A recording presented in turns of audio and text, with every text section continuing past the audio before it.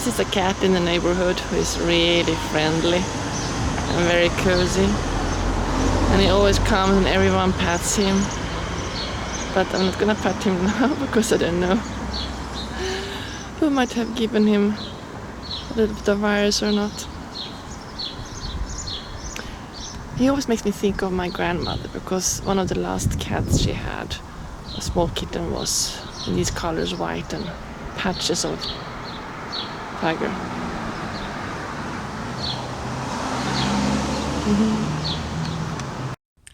Hello, so this is Saturday the 9th of May and I'm now making a vlog about a part of the university area of Brussels, the Free University of Brussels, Vrije Universiteit van Brussel and Université Libre de Bruxelles. And it's gonna be a quite long vlog because I'm filming a lot from the area here with the houses and the trees and what I find nice.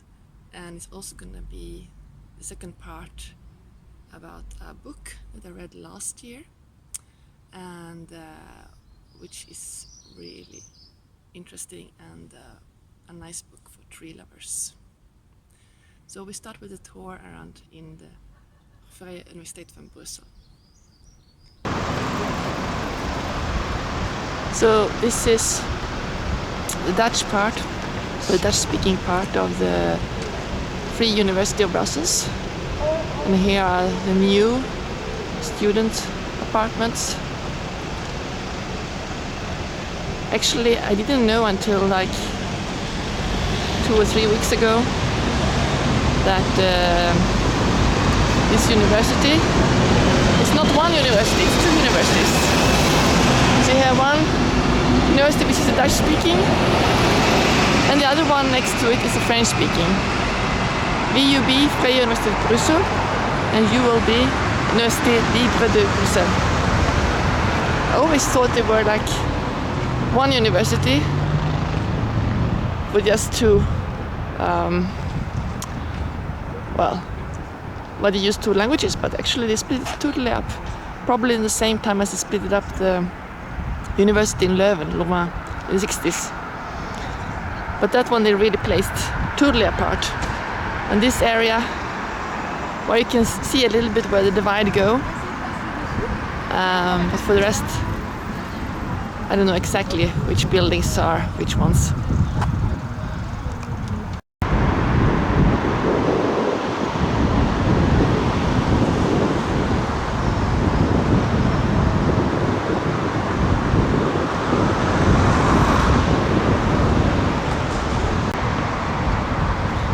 Can you see the pattern?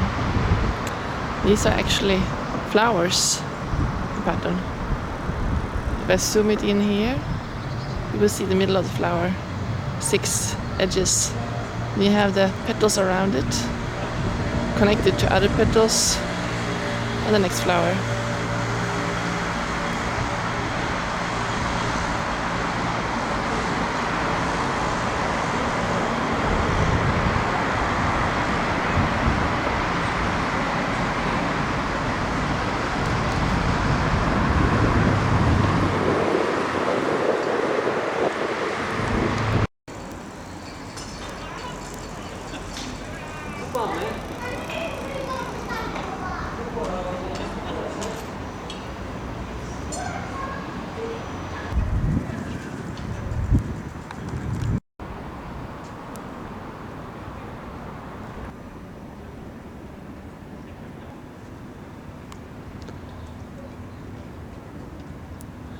You can never guess what this statue is called.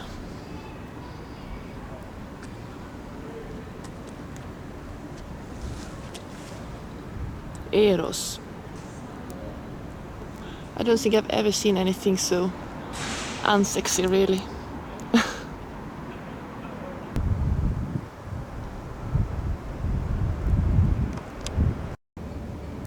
For quite some time now they've been quite active at this university with different sort of environmental projects. And now when they built these new big complexes, one of the things they did at the same time was these sort of holes or water holes, and they have another one over there. It's really hot in the sun today. In the shadow it's more than 20 degrees, and I think in the sun it creeps up so almost to 30.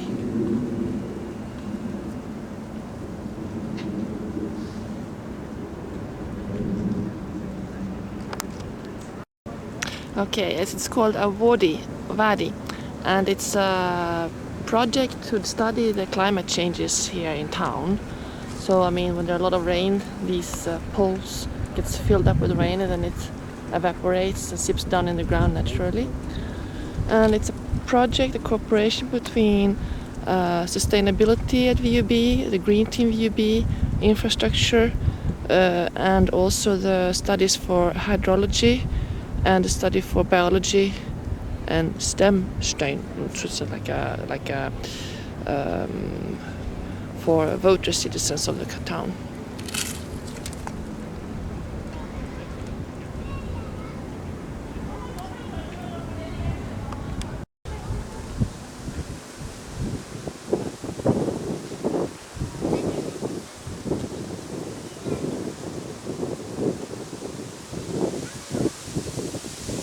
The marguerites have really flowered up now the last days.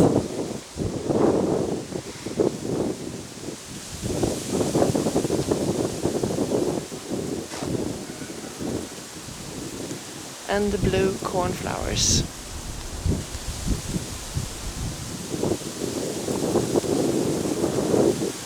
This is an old apple tree, I think. And then,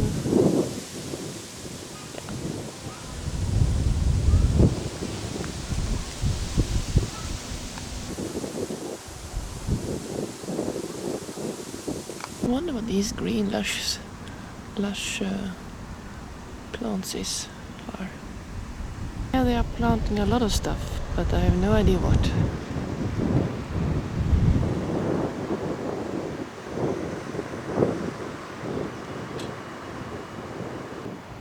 Okay, so we are going to leave the the Dutch area, and go over to the French university.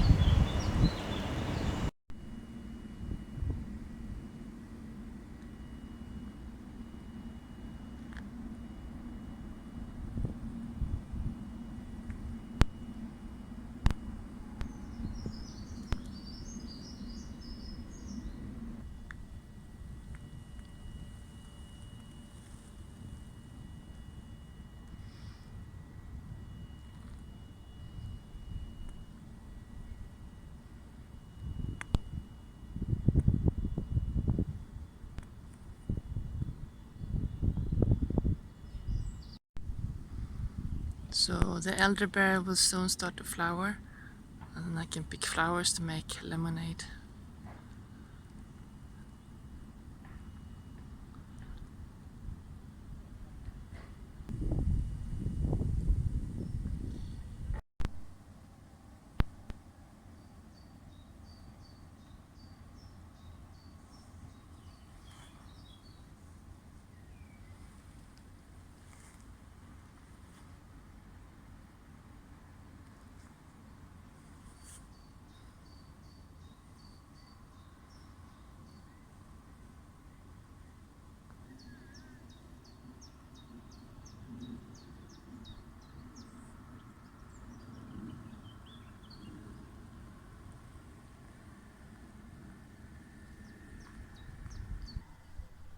So we are now entering into the French part. Not sure if these are student houses or if they are lecture rooms, but it could be both maybe.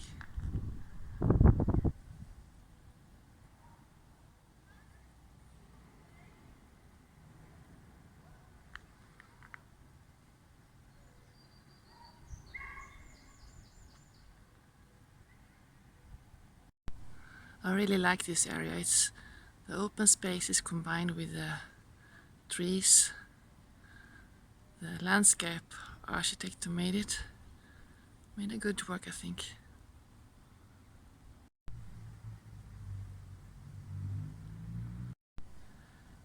And here we have, can you see it? It's a sequoia, a mammoth tree. It actually was first the third time I passed by it that I realized, of course, the university has its own mammoth tree.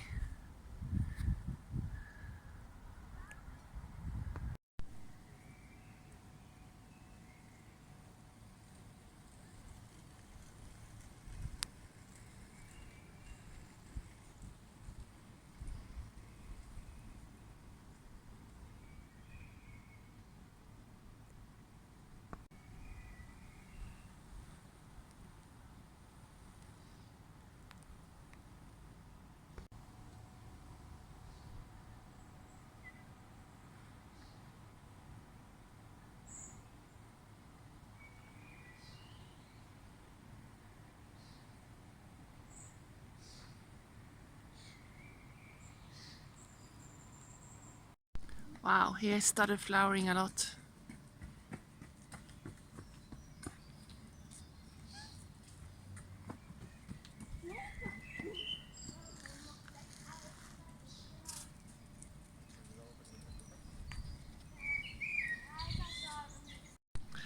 So this is like the roof of, I'm not exactly sure what they have under here, if it's locals or some parking or... But here they have created a bee garden. I guess it was just like in the Dutch part earlier, several years ago, they had an area where they planted a lot of stuff, and later on now they transformed it more to an area with should be like a refuge for bees and bumblebees and wild insects. Recognizing the bees. I mean, we have a lot of different sort of bees. And information then how to recognize your wild bees, what they eat, and how they live, where they make their small nests and so.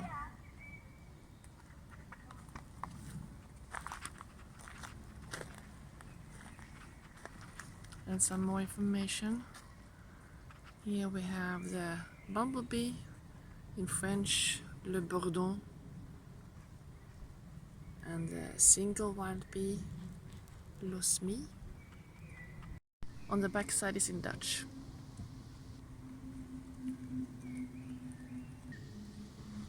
And here you can see in this block of wood, the bees have made nests. They put in eggs, fertilized eggs, and then in the end she blocks the entrance so that no other animals can come in and eat them. And when they're ready, they will creep out and fly away.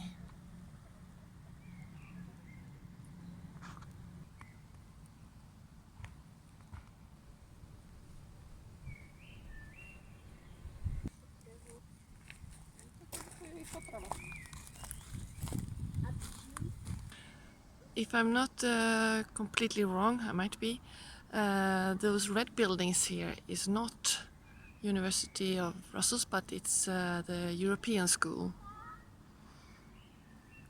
But here, up here, is the French University. Student organization rooms, locations.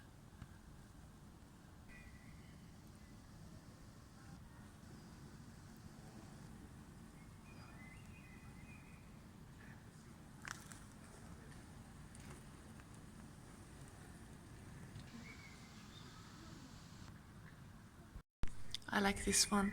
La pensée ne doit jamais, the thought should never. I walk around the corner.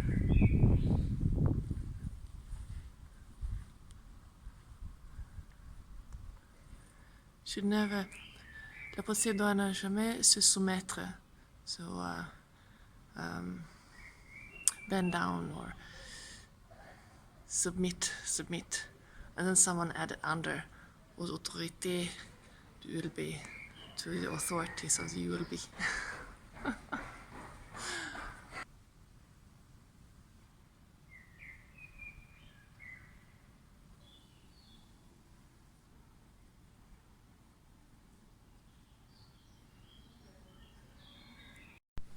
Square Lisa de Brocaire, professeur à la faculté des sciences de 1937 à 1974, en hommage à son engagement dans le libre examen et son action pour la diffusion des sciences.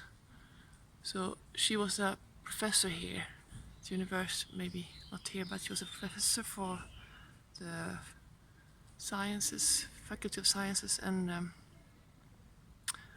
I think she must have been one of the pioneers, because those days to be a professor and a woman, 1937, must have been very unusual.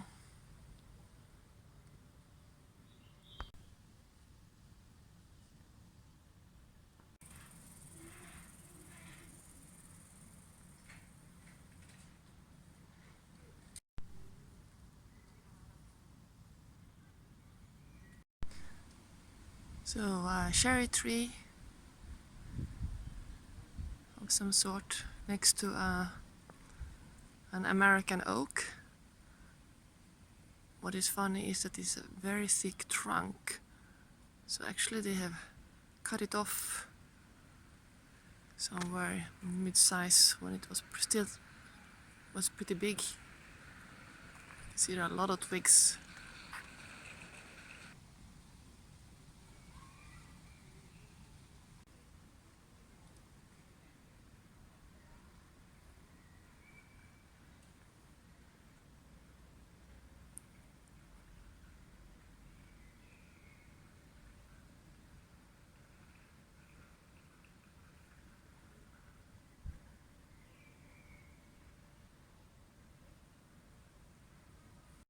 Now look at this.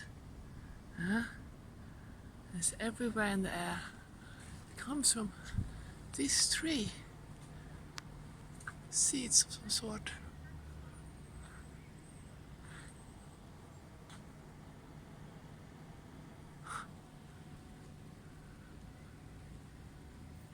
I'm not sure if it's visible for the camera, but they're floating in the air everywhere.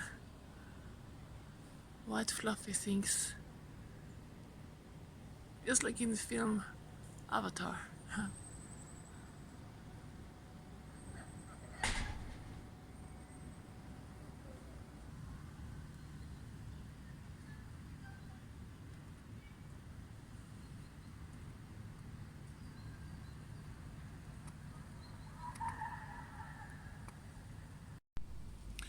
So I succeeded to find a spot to sit down where I can be, where it's peaceful and so, because almost all the benches are of course blocked. You are not allowed to sit down anywhere because we still have the lockdown here in Brussels and in Belgium.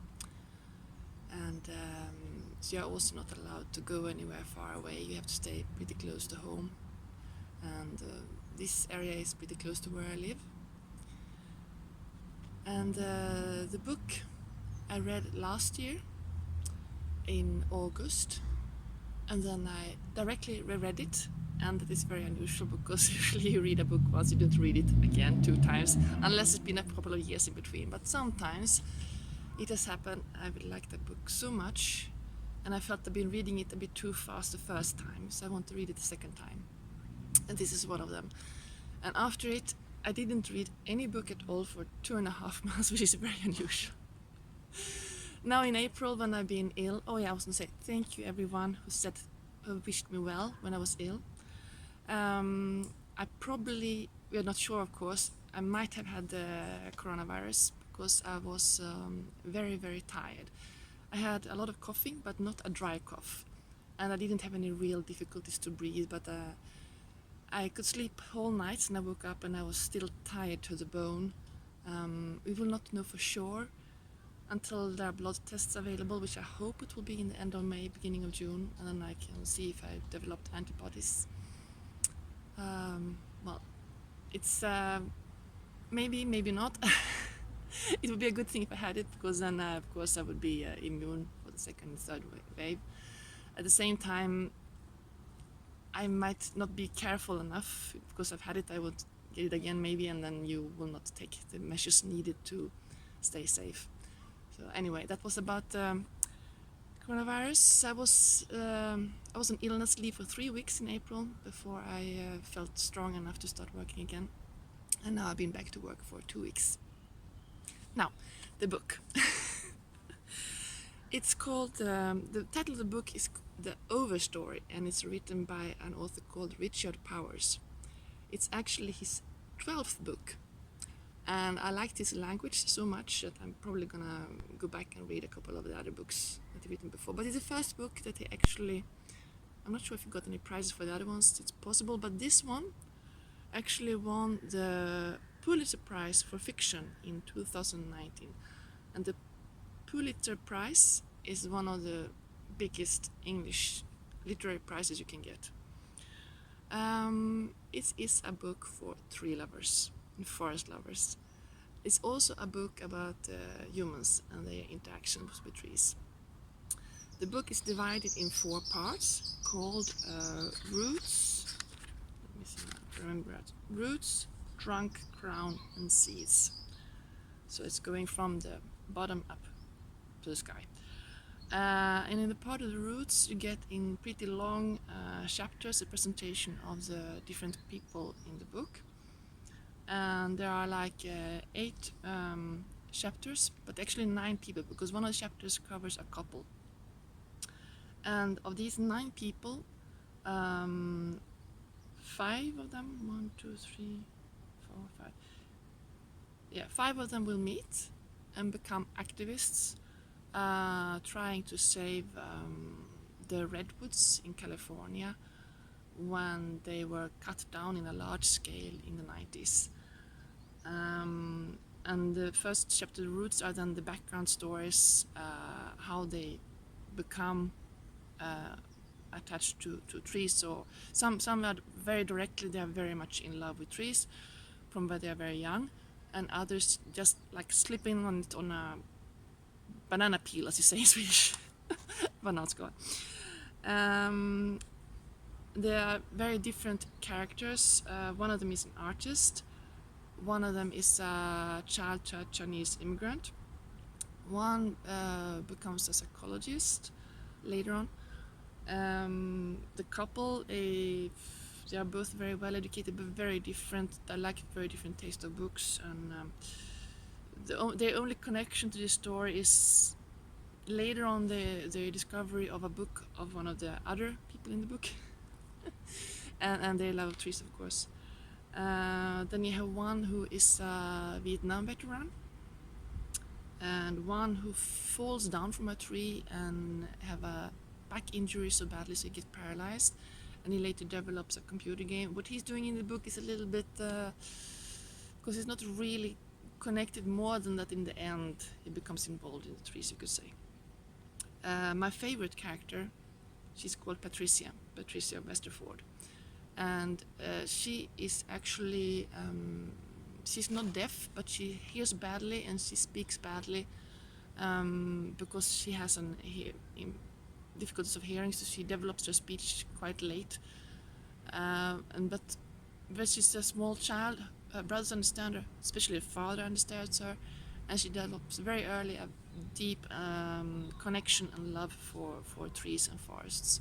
And I think that's, except for the psychology student, or his name is Adam, I think Patricia is the one I like the most in this book.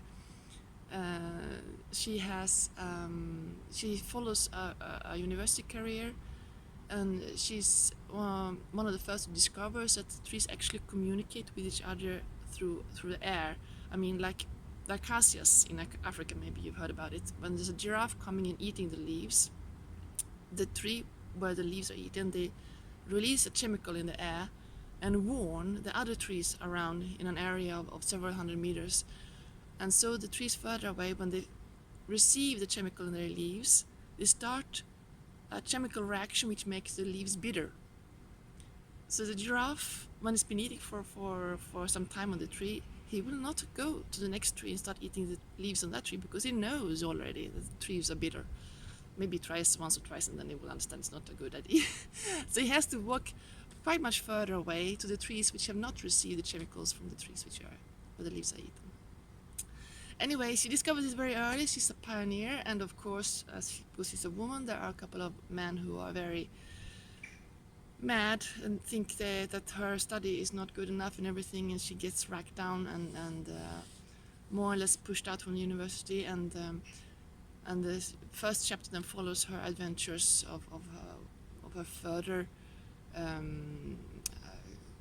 collaboration or connection on the different jobs and works she's doing in connection with trees until she comes back to university world. And later on she writes a book, and this book is connecting a couple of the characters, not all of them, but I think in fact they connect most of them, because with these activists, when they are in California, they read her book too. The author, Richard Powers, he said in an interview that he had read more than 200 books about trees before writing this book, and I believe him. Because it's so packed with information. And some of the books I recognize. I mean, some of the books he's referring to, some of them are just recognized through the descriptions making. Like, two of the activists are actually trying to save one of the sequoia trees by sleeping in the trunk high up, just like Julia Butterfly Hill did in the 90s. So I'm pretty sure he's been reading her book about Luna. And I'm gonna read a couple of sentences from my favorite character, Patricia, because she's describing so well her love for the trees, and it's so full of information, and I really like that.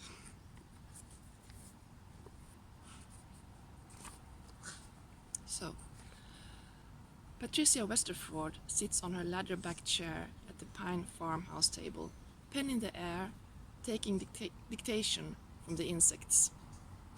11 o'clock nears, and she has nothing, not one sentence she hasn't revised to death. The wind wafts through the window, smelling of compost and cedar. The scent triggers an old, deep longing that seems to have no purpose. The woods are calling, and she must go.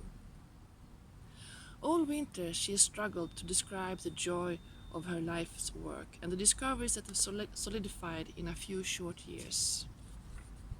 How trees talk to one another, how the air and underground, over the air and underground, how they care and feed each other, orchestrating shared behaviors through the networked soil, how they build immune systems as wide as forests.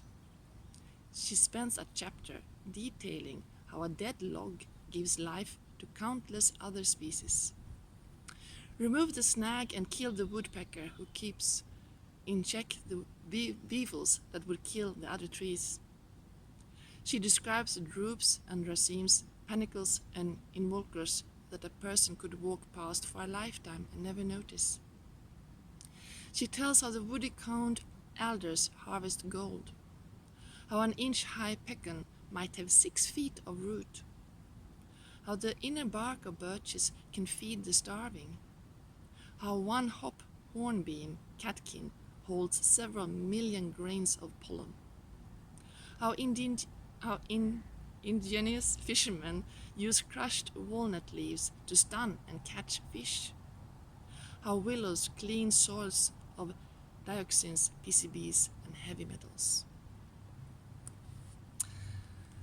So, there are a lot of English botanical words, of course. All the names of the trees and flowers and bushes and animals and everything is English. So you might have to need to use a dictionary or Google Translate or something like that to at least now and then translate something if you're not, of course, English speaker. Myself, I had to look up from one sentence here. Drupes and racemes, panicles and involucres, and I didn't. What on earth is that? 4 words after each other. I had no idea how to translate them. Drupes, stenfrukter. Racemes, klasar. Panicles, vippor. And involucres, hyllor. Alltså hyllen. In Swedish one. Anyway, it's from my Swedish friends because I know that my English is not very good, and some of you might be much better in English than I am. Especially if you've studied botany, I'm sure. But I wasn't, so I had to look it up, so I'm giving this over to my other people, friends, who are Swedish speaking too. Okay, so if you have some time over, which we might have now in the corona times, or later on vacation, I can strongly recommend the Overstory. The Overstory is the canopy of the trees, over the trees. Understory is under and overstory is over. And it's really a nice title because it's a story that covers really the connection between us and the trees. So I wish you a nice week and see you next. Bye bye.